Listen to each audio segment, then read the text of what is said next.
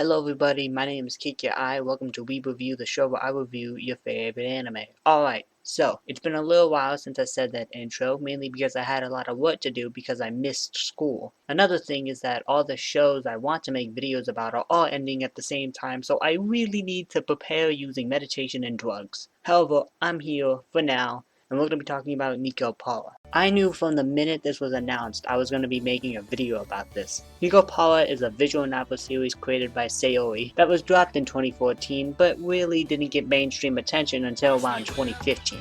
At that time, it became a popular gath gift that one friend would gift you for some reason. Gath gifts became popular for Twitch streamers to play, which is how a young Kikaya found out about the series. My favorite Twitch streamer, still to this day, Sodapoppin, played this game. The best thing about babies learning to crawl is that they're already in the right position. I'm like a file that turns a 15mm hole into a 40mm hole, a pedophile. Because my favorite part of any game is the best one, before the first period. I can't even. What is that? What did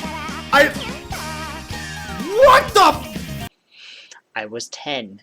You can consider this as when my weeb flowers suddenly bloomed. Anyway, what I'm trying to say is I've been familiar with Nekopara for nearly 6 years despite me never playing the games. Nekopara has been in the anime world before this. An OVA dropped back in 2016, another series dropped in 2018, and now we're here. Both of these OVAs and the anime that we're going to be talking about today were made by Felix Films, which minus one collab with Hood's Entertainment and a show that hasn't been released yet, Nekopara has been the only thing they have worked on. Fun fact, both the OVA and the anime were both funded by Kickstarter, so even if this show is weird as hell, it's got a fan base. But enough background information, let's get into the show, shall we?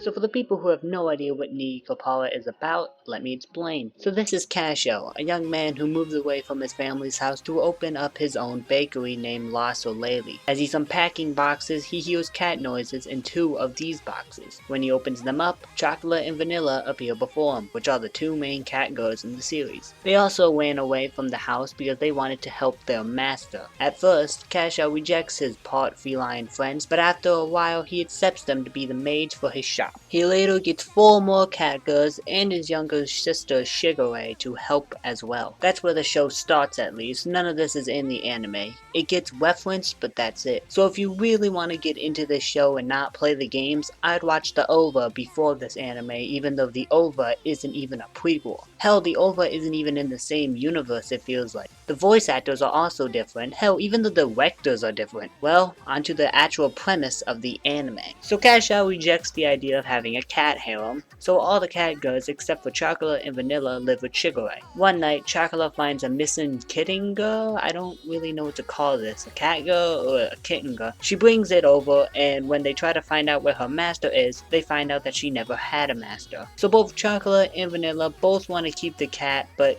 Casho rejects them because he already has 2 cat girls. Jeez dude, you're really against getting a cat harem. I bet if this was the 18+ version you would want to keep that cat. Anyway, so they try to move her to Shigure's house, but the kitten wants nothing to do with them. So, Casho finally agrees to keep the cat at his house. They call the kitten Kako. I'm still slightly upset they didn't call her Mint. You had it in your grasp, Nekopara. You name all of your cat girls off sugary things. I thought it made sense to call her Mint since you know she has minty hair. It's right there in front of you. All you had to do was reach for it. But whatever.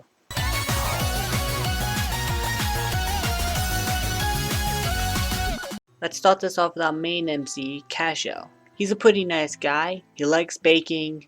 That's it. I'm not exaggerating when I say he barely gets any screen time. He isn't even on the cover. He isn't on any of the covers. I don't know what I was expecting from a character who isn't even visible in the visual novel. You play as the guy. So let's get into the characters you actually care about. Chocolate is a cheerful girl. To slice of life fans, this is normal. She's not very smart, but is an energetic, fun character who fits in the most with the tone of the show. She's also what I would consider the main heroine, and if he had to pick any of these girls to do non-wholesome things with, let's be honest, he'd choose Chocolate. Wait a minute, she's 9 months old.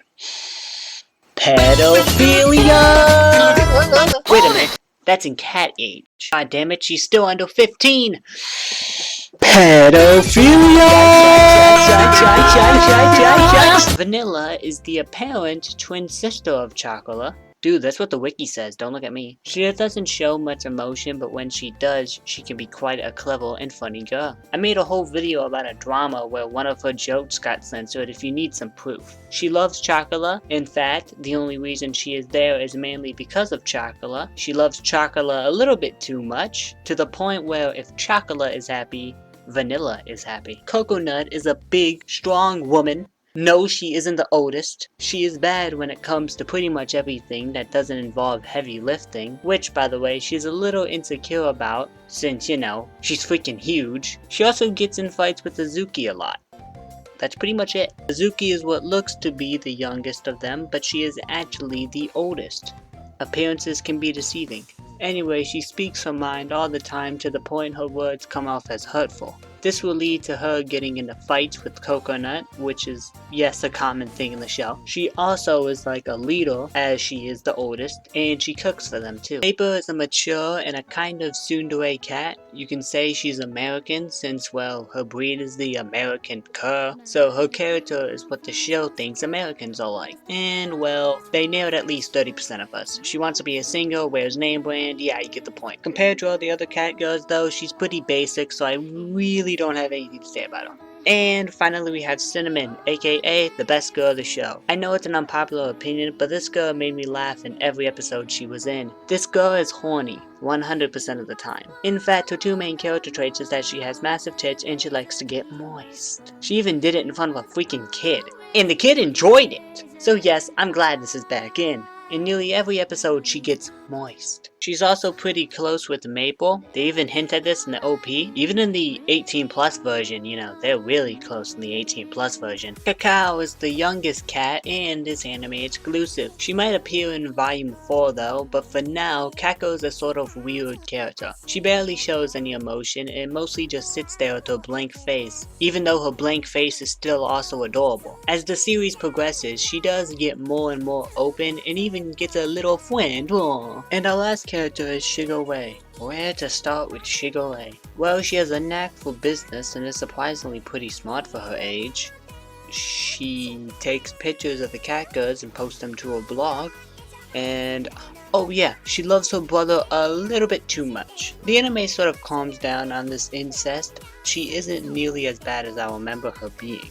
It could also have to do with the fact that Kashao just barely gets any screen time, but she seems to love the cat girls more than her brother. I may not have played the games, but I remember this not being the case. If you ask me, the characters are one of the best things about Nekopara. Having a fun group of characters is a must-have for a visual novel, especially one that doesn't have a story or choices really. And considering this is 18+, it is even more important. I mean, who wants to pleasure themselves to an annoying character, am I right? There is a reason you don't see Rule 34 art of mine from Shield Hero. Since we're on the topic of characters, the character design is also pretty great. Surprisingly enough, the look of the show in general is pretty good. For a studio that isn't known and was funded by Kickstarter, the look and style of the show really worked. This goes for both the OVA and the anime. There seems to be passion in this project to try and make Nekopara work in an anime setting. And well, if you look at it art-wise, they succeeded. Another positive I have to give the show is the music. Akiyuki Tateyama did a great job as the music guy for the show. If you aren't aware of this man, maybe the name Yuru Camp will ring a bell? If any of you have seen Yuru Camp, you'd know that the music is one of the best things about the show, and will always be one of the best soundtracks in recent anime. He has a good ear when it comes to music and being able to fit songs in with scenes, and he did no different here. He was even able to fit the songs from the original game in the show as well. So good job there. And finally, I'm going to talk about the voice acting. I kind of feel bad for them. I'm not saying they didn't do a good job, they did wonderful and each voice was pretty recognizable and fitting. but whenever a nya is said, I get the image of a voice actor saying that line and I suddenly feel sorry for them. I'm sure they had a fun time and all, especially with the OP, but it's just something that was just stale. I also enjoy how they were able to take an idea that had every right to be as perverted and lewd as possible and made it into a pretty wholesome experience. The only really big con I have with the show is pretty much everything storyline wise. Now, a comedy show doesn't need story progression or anything, but it does at least need a basic idea. It can be as simple as a high school club. There have been countless. But with Nekopara, the basic premise and idea isn't really explored at all. Even Monster Musume was able to explain how and why the monster girls are here. With Nekopara, we're supposed to believe they just exist. Look, this idea of a storyline doesn't really bother me. It's a comedy series. I'm not looking for story in a comedy series. But if they did explain this more, I probably wouldn't be seeing all these dumb people on Twitter complaining about it. In conclusion, Nekopara really isn't that bad of a show. While they didn't adapt to the video games like I was hoping they would, it really isn't like all that bad. It isn't nearly as offensive as everyone tries to paint it as. If you enjoy slice of life or catgirls, this is the show for you. My only thing is that I'm not sure if there's going to be a season 2 for this show, but if there is, I'd be down to watch it again. If I'm a degenerative weeb for admitting that I liked Nekopara, and for hoping for a season 2, then I already knew I was by the time I liked Monster Musume.